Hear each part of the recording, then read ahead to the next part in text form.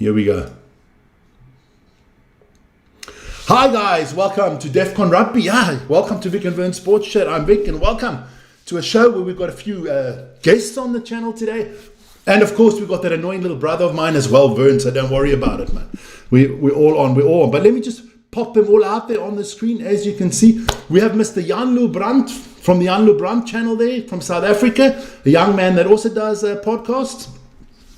Then we have Mr. Dean Cook there from Vietnam, one of our long-time regulars on the channel. If you've never watched, you must read the chat. This man can make you laugh. I mean, I actually wanted to introduce him as the comedian of the channel because this guy is unbelievable. And then, of course, we have on top of me there, Vern. I was going to say the better half, but yeah, it's the other half of the channel. And then, of course, moi. But listen, you guys, what we're going to talk about today is a big rugby weekend we had ahead. A lot of controversy again. We'll start. I'll put out the fixtures there quickly so we can have a look at what happened this weekend. There they are on the side. Just pop that over. There you go. So, yeah, look. Lots of good games there. Lots of interesting games. What was your standout game of the weekend? We'll start off with Janle. I'll go through all of them. Janle, which game got you the most excited? Other than the Springboks, obviously.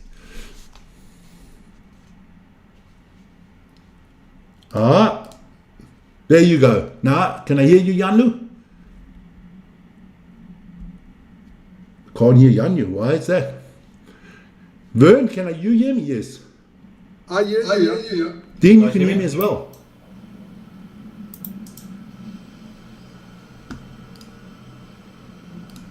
I'm back. Can you hear? Janlu, you can hear me too? Yes, I can. Can you guys? All right, perfect. Janlu, what was your game of the weekend?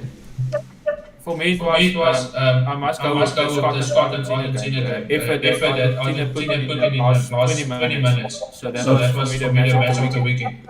Okay, perfect. Dean, for you? Strong my veins. 14 minutes, 15, South Africa. South Africa for you. Okay, perfect. And Vern, what was your game of the weekend? I'll have to give Johnny my game of the weekend was Argentina. Okay, all right. Well, for me, I actually thought it was that Wales-Japan game. I thought that was really exciting. I thought it was a good game, that Wales-Japan game, so I really liked that. But I'll go through the results quickly of the weekend, and then we'll see. Look, Canada was expected for Georgia to win. They won a good game there, 38-17. Italy, South Africa, obviously going down with the red card, but a good win, 32-14. Big shock for me that the USA beat Romania. Portugal, of course, 58-12 against Hong Kong. That was normal. Then, look, the 33-19 England against New Zealand, that was a surprise for me. I thought England had a good chance of winning, but the way they won and New Zealand folded. What did you guys think, man? Janlu, what did you think about the game there, New Zealand-England? Yeah, that was quite a good match between England and England. Outcome the All Blacks squad. So well done to England. Otherwise, I'm not liking it, but I must give credit for other play. Okay, Dean, what do you think about that England game? Well, if you look at my prediction for Saturday, I said England will beat New Zealand. Yeah. New Zealand is not a team that they were before. There's a problem with the management or something. But the first 2 minutes they get out of the block and they score points, and then afterwards they didn't do anything. And their coach, Razor. He coached the Crusaders. Step up from coaching the Crusaders. You play national rugby, and you need to learn that. New Zealand they're not a fear team, and teams going in, they beat against Scotland, they struggle. Against second New Zealand, they struggle. So that's just my opinion. Vern, what do you think? Listen here. We all know that I don't like the English, so I was for New Zealand. But there's a big problem there for the New Zealand. They've lost their aura of individuality. They didn't play well. The English won deservedly, which really hurt the continental buggers. But let's see. Okay, all right. But I just think the New Zealanders don't handle adversity very well at the moment. When things are going well, they can play well. But the minute somebody challenges them or gives them a hard time, they kind of seem to dip. I mean, look, I talked to Hamish today, and we had a long talk about it. I mean, people in New Zealand want his head, but I don't know who they're going to bring in to change it, because the players have got to take some of the blame as well. Definitely. You know, that's just what I think. But I mean, New Zealand not doing well then. And then, of course, Wales, Japan, that was another good game. Much needed win for the Welsh. It's their first win in 800 days at home. 800 days they hadn't won a home game. That is, it's unimaginable for them. And then France, Fiji. I thought Fiji did really well against the French. Sorry, guys, it's very, very... Yeah, you guys can come in anytime you want. Let me know. I'm going to come in nearby that France-Fiji game. Well done to the Fijian squad. I thought France would have won easily. They were a massive scoreline because they started this selected. But Fiji at halftime it was a close game, but the second half France well done and deserved. Well, Fijians coming. You see the Super Rugby as well. Playing really good at I like that as well. I think that has helped them. Getting that Fijian Drua team there in the Super Rugby has helped Fijian rugby. Dean, what do you think about Fiji? Dude, I think the Islanders play my style of rugby. Yes. Are they going to be more years ever? Because the team on the top either goes to New Zealand or goes to Australia and says like lines. Yeah. And unfortunately, the replacement of Super Rugby with the Pacific Islanders has helped Pacific Islanders, but it has helped New Zealand. No. That's the problem. You know, yeah. So, yeah. Fiji's up and coming. Are they going to be more than never? They'll compete. But that's about it. Yeah, I can agree with that.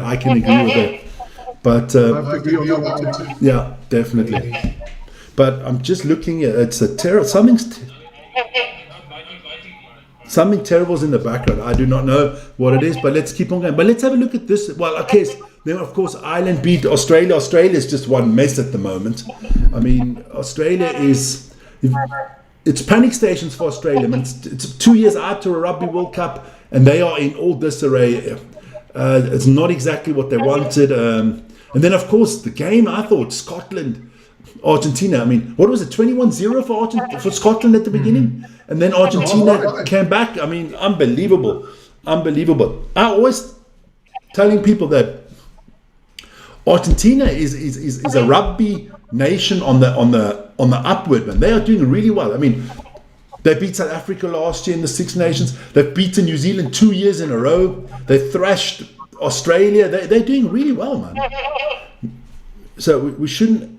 I just don't know what that sound is all the time. It's bothering me.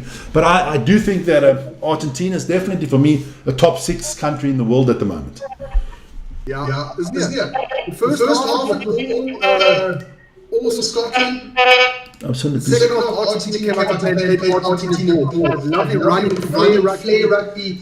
It's an absolute delight to watch. The second half was so much fun to watch because they were playing absolutely that Argentinian rugby that we all loved. I was very happy about that. Okay, cool, man.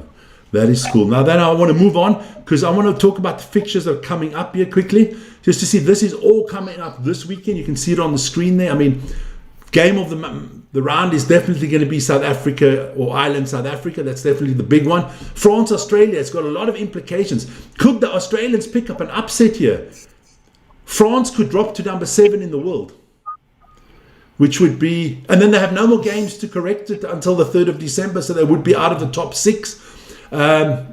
Scotland, Tonga, and then another game for me, England, Argentina. That's obviously a grudge match. We all know about the Falkland Islands and all the stuff that's going on there. The Archies and the English just don't like each other, and I'm going with upset there. I think Argentina are going to do a job on them, man. I think Argentina can win this one. What do you guys think? England, Argentina. Yeah, for me, I also think Argentina can actually win this game. They have experienced players. For me, Santiago Guerrero is a brilliant player for Argentina, and I like him. So I'm also going over upset there. I think Argentina also going to win that game. Dean, what do you think? I think it depends on what Argentinian team rocks on the day. The Argentinians are temperamental people. Yes. They either fantastic or they're just not good. Yeah. So I mean, all they need is a spark. And the English aren't a higher than the English are. They win one game and all of a sudden they've won the World Cup. I would love to see them be knocked off their pedestal, that little pedestal that they're on. But my head is my heart says Argentina.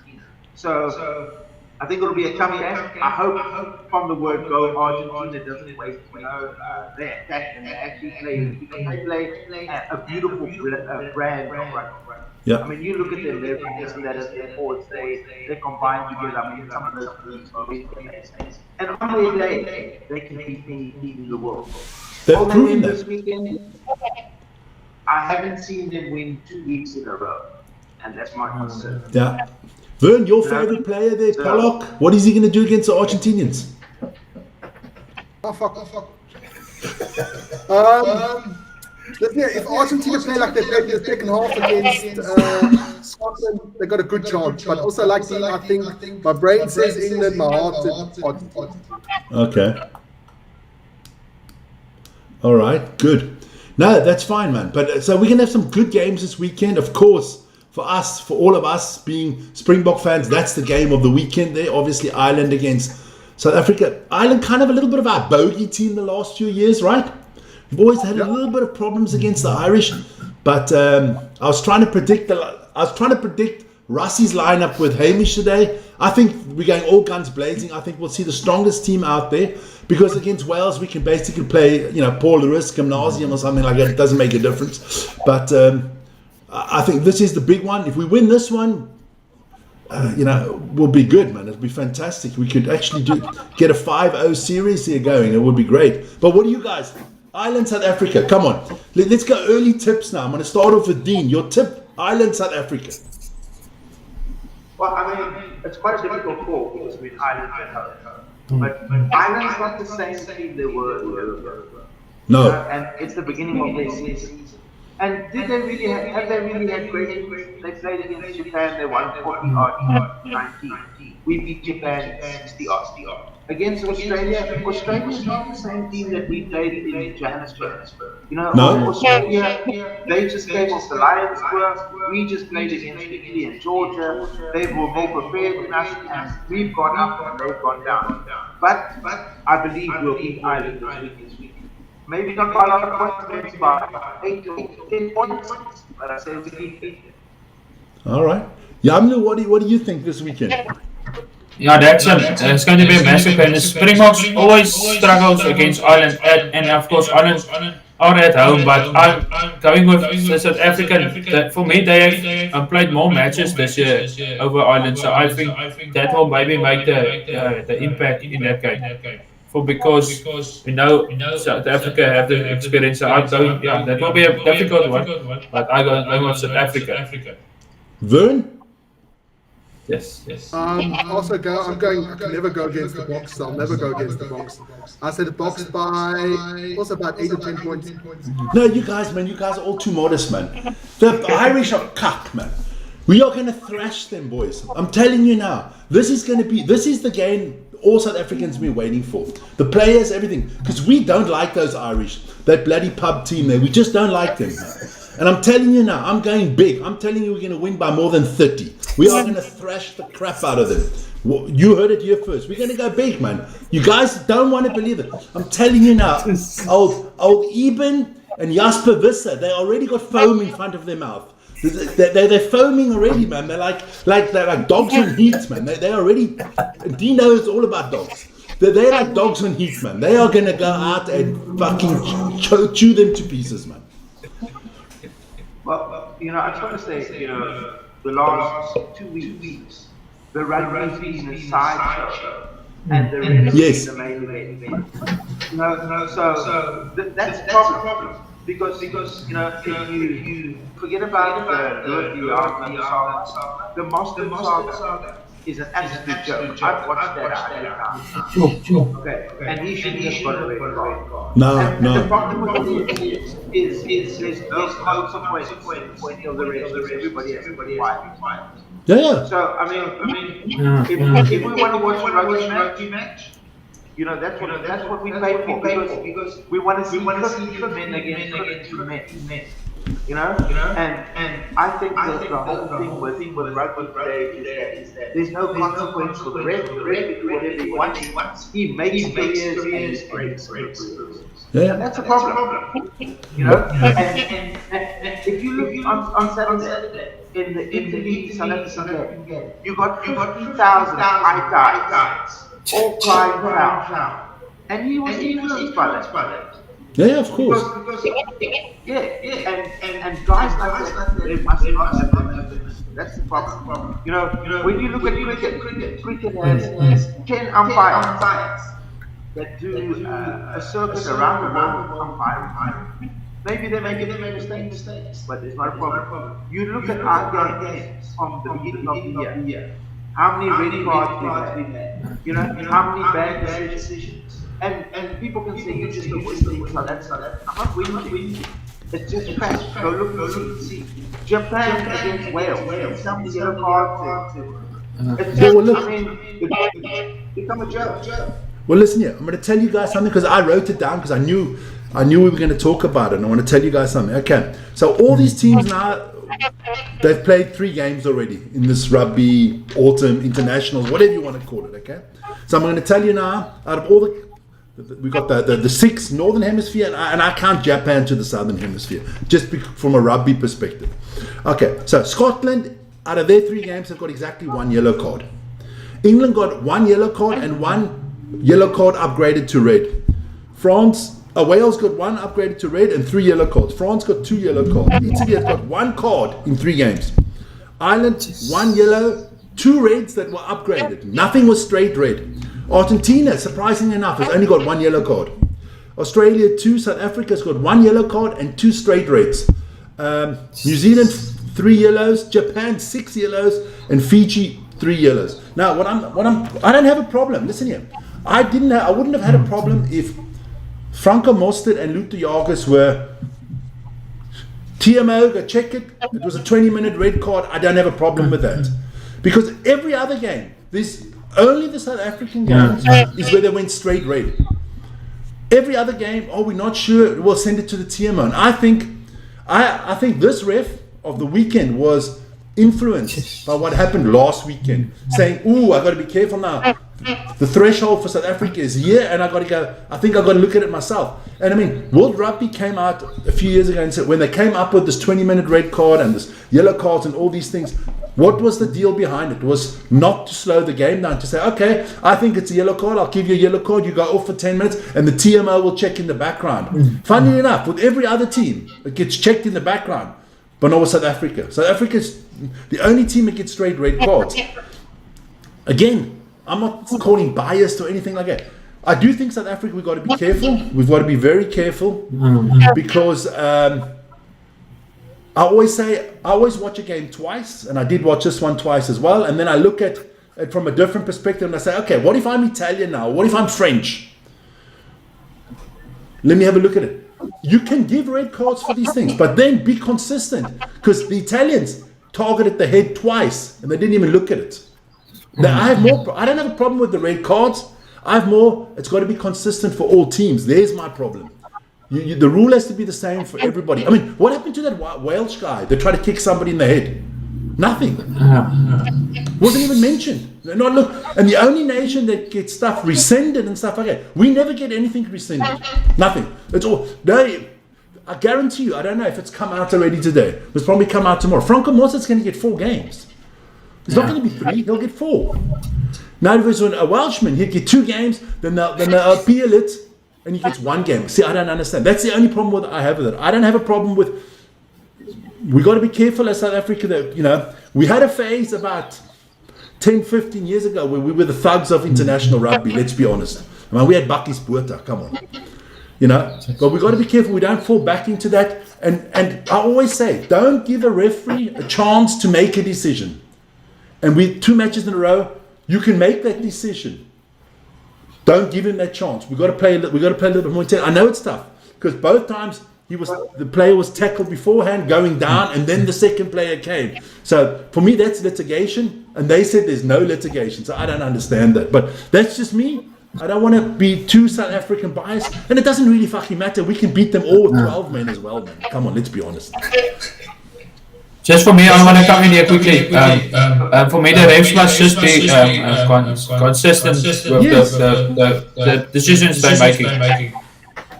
Because it's different. What do you think, Dean? Am I too lenient on these refs, or? I just think. The ref should be called Richard, because the short name for Richard is Dick. Because it's just a fact.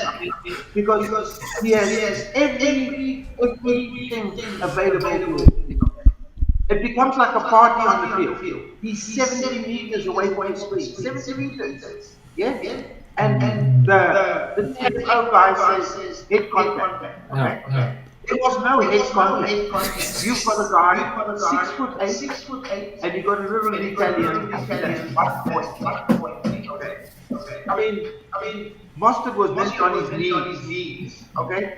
He was about to wrap, and hit him on the chest. I watched it, and his head bounced down. Why wasn't the guy sent off to have his head checked? Nothing. There you go.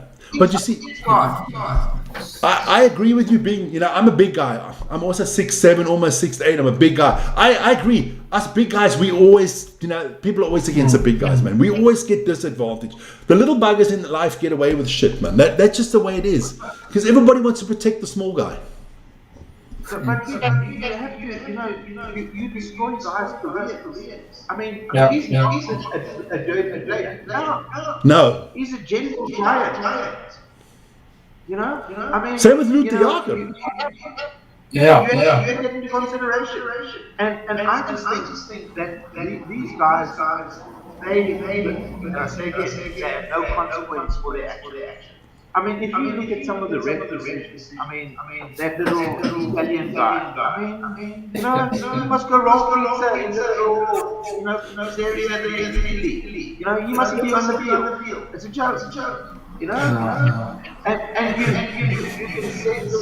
you can see that you go and when there's USA playing against Romania, let them go and learn the art. But I can tell you, when England play New Zealand, when South Africa play Ireland, you need a ref that's actually of sound mind and emotion. And these guys get caught up in the euphoria of what's going on in the game. I bet you that ref on Saturday, he probably got a pizza right to Italy, and some grappa. Listen here, I have one problem, and I'm going to call out World Rugby for this. World Rugby, you're a bunch of sexist bastards. Because I don't understand why the best referee from the URC season from last year, Holly Davison, has not reffed a top game this year. Can somebody explain that to me? This woman is by far better than any of the guys, man. And she's not refereeing. I don't like it. But look, you know what? The big boys, we are South Africa, we're the big boys. We can handle it, my friends. We can handle it. We'll take care of it. We just have to be careful. Can you imagine now? If these were the test series 3 months before the Rugby World Cup. We'd be having players missing the Rugby World Cup because of this shit. We've got to be careful. We have to be careful. But let's move on. I want to ask you guys quickly. who do you think is the best young player in the world at the moment? I'm going to give you 8 guys to choose from. One second. What do you want to say? Just to let you know, the referee on Saturday for the Ireland against South Africa is an Englishman. And his name is Matthew Carly, okay. All right, well, we'll see what happens. Okay, guys, I'm going to put out some pictures for you guys. I'll run through them quickly, and then you can decide who's your top young player of the year so far. So we got that Frenchman there, Luis Biari. Very good player. I like him a lot. Or is it Sasha FM? Or Vern's favorite there, Henry Pollock? Or is it another South African, Canon Moody? Yes. Or the young Australian there, Joseph Suwali, who's come out of rugby league, he's doing really well for himself. Then New Zealander, for me, the young New Zealander of the year. A lot of people always Wallace Atiti, but he hasn't been that good this year. He's been injured a lot. Peter Lakai, I like him a lot, played well. Then another favourite of Vern's, Sam Pendergast. And I thought you got to put in one of the Argentinians, and Pedro Rubielo. This boy has been playing sensationally well this year. So, guys, I'm gonna start this time with Vern, so he can get his favorite guy off the field. Do I put Pollock out there for you already, or who's your favorite, Vern? Oh, it's a tough one actually to think about, because Peter is really good. I like him. But it has to go to Sasha. Sorry. So Vern's going with Sasha. So we've got 1 vote for Sasha. Okay. Jan-Lou, who are you going for? I'm also going with Sasha for this one. Okay, all right, okay. And Dean? Vern and I said 8-9 months ago, Sasha in Black. Yeah. That boy, Sasha, is going to be the face of world rugby for the next 10 years. Okay, his career is starting.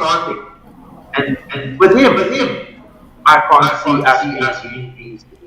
Forget about the French guy, he's too emotional. Pollock, he's got a shit hairstyle. You know? Sasha's the man. All right, okay. So I got to come. I'm going to tell you guys. I'm not going with Sasha. I'm not going with Sasha because look, I still think he's proved a lot this year. But I actually think the guy that really gets me excited and everything. I'm still going to back my other South African. I'm going with Canon Moody. I said he was going to be World Rugby Player of the Year within 5 years. That was a year ago, right? So I still got 4 years. Yes. I mean, what he did on the weekend, it's a pity he probably won't play against Ireland. But I think he's phenomenal. I think for Sasha can win me over when you just got to add that 5 to 10% on his kicking. Not his kicking during the game across the field, but his kicking for the poles. If he can add that, the man could become the GOAT of rugby for me. If he can add that 10% more on his kicking over the poles. That's just me. So I'll go with Canon Moody. I was actually looking at the Frenchie, Luis Bellari. I like him as a lot. I know we don't watch him as much, but he does fantastic stuff in the top 40. Yeah. But Vic against the Box was terrible. Yeah, but hey, listen here. What I always tell you, one game doesn't make a career in a good or in a bad way. We've seen how many rugby players we've seen had one fantastic game. The whole bloody world is, he's the greatest thing since sliced bread, and then you never saw him again. No, don't worry about it, man. But you have to step up on the big game. Yeah, no, I'll give you guys that. No, that's good. Then listen here, because we don't want to go too long. This is this new Nations Rugby Championship coming out next year. So schedule came out, I think, this morning. So I just want to let you guys know the Springboks schedule. The Springboks are going to play the first game at home in England, against England. Then they got Scotland, and then they got Wales. Now, I don't know if all these games get played in South Africa. It just says Southern Hemisphere Series. So I don't know if all South African teams play in the Southern Hemisphere, because as I'm looking at it, England have got, let's say, England got to go to Fiji in the second game. So first they travel to South Africa, and then they travel to Fiji, and in the third game they go to Argentina. That's quite a big lot of traveling. Or all these games played on a neutral location? I do not know. Does anybody know that? Yes, I know. Okay. Yes, the Scotland coming to in South Africa, Wales, and England coming to play here in South Africa. Okay. France, Ireland, and the other. Are we playing other way? Okay.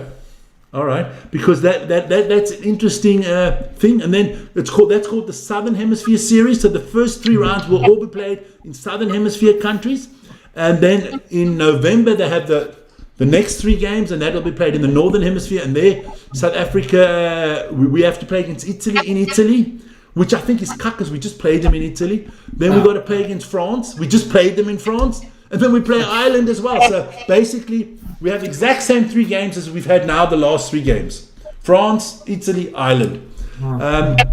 You guys, what do you think about this new series? The final will be in England, I heard, in London. Now, I don't know if it's Twickenham or Wembley, but what do you guys think about this new series? Do you think it's a good thing? Is it too much rugby? Or is it better than having these autumn internationals and stuff like that? I'll go with Dean first. I like international rugby. I mean, and it's nice when there's something at the end, because we world champions, and between every 4 years, it's nice to have another competition.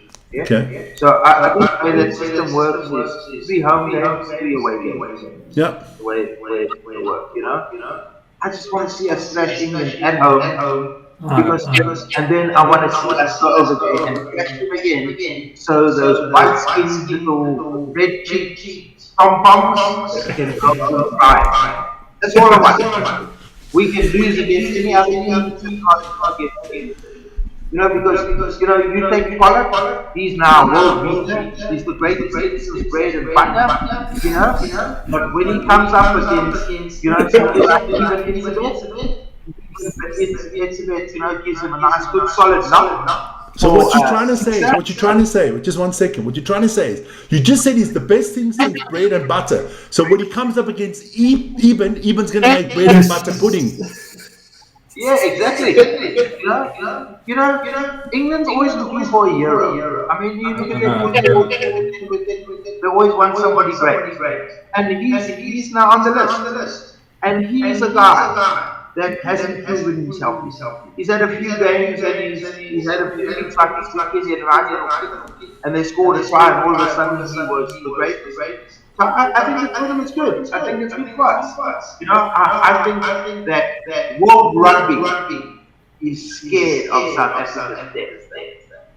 And they're doing everything possible to try and bring us down. And I'm going a little bit subject.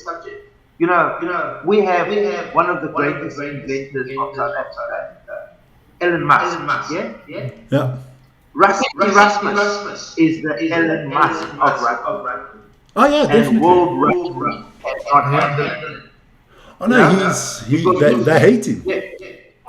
Yeah. What recognition has he got? Nothing. He's got one. I think he's got 1 Coach of the Year award. 1 Coach of the Year award. Rassie Erasmus, 1 Coach of the Year of the world. That would be like saying Michael Jordan only should have won 1 MVP. So ridiculous. Definitely. Janre, what are your thoughts on this competition?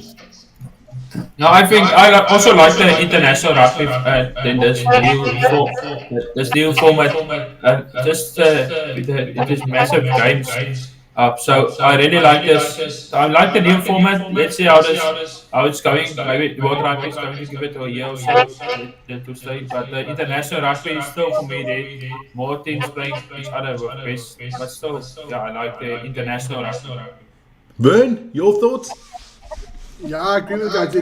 I will get to another topic after this, but I agree. I'm looking forward to it. It looks like a good competition. Yeah. But I must say something what Dean also said. The World Rugby doesn't want South Africa to win that 3rd World Cup in a row. They're going to do everything in their power to stop it. And because it's not good for rugby if the one team. Yeah, it's never good when one team dominates. But hey, we can't help it. The others are cuck. Exactly that cuck. Yeah. And listen here. You can't. The problem is that they have one big problem. And I'm going to tell you guys what the problem is of World Rugby. You know, other teams are struggling to get a 30-man squad together for the World Cup where they can say they've got 30 world-class players. We can take 60 and we can close our fucking eyes like a monkey and we could choose 30 players and we'd still win the World Cup. That's the problem that they have at the moment. It doesn't matter. I mean, where do you see any other country? Look at us. Luther Jakob suspended. Franco Mossad suspended. 2 world-class locks suspended. But we can bring out a team on Saturday. It's going to have Ibn Etzebeth, Ruan Nortje, Archie Snyman, and we still got Jean Klein in the background. There's no other nation that has 6 locks like that. We have a pairings. We have a pairing. At the moment, we're playing pairs, right? We got Kobus and Sasha FM together. That's pair 1. Then we got Marnie and Grant Williams. That's pair 2. And at the moment, it looks like Russie's built up a 3rd pair called Morne van der Berg and Pollock. Which country has 3 pairings like that? No one. We are everywhere. And I mean, we got players. Listen here. We're not talking about people that are injured. Eldridge Lowe is injured. Yeah. Hanekom is injured. Farsi is injured. Oxenche is injured. We've got players. South Africa, I guarantee you, if we were allowed to send an A and a B team to the World Cup, let's say we goy out Canada because they cuck in any case. We goy them out, right? And South Africa has an A team and a B team. The final would be A against B. I'm just 100% sure about that. We've got so much depth. It's unbelievable. And I feel for the other coach. I feel for a coach like Razor because Russ is not under pressure. South Africa's understood what this man's trying to do. Other countries can't do that. Other countries cannot build up depth because those coaches, they lose 2 games in a row, they're getting fired. Rassi says to the SA Rugby, he says to the World Rugby, "Fok julle alle." He doesn't give a shit. I'll play flankers as locks. I'll play locks as bloody scrum halves. I'll do whatever I want. I'm building depth and it's working. I mean, the man is phenomenal. I mean, if he doesn't get a fucking statue outside Pretoria, outside the Houses of Parliament in Pretoria and in Cape Town, I will go fund it myself, man. I'll do a GoFundMe page. Rassi deserves a fucking statue.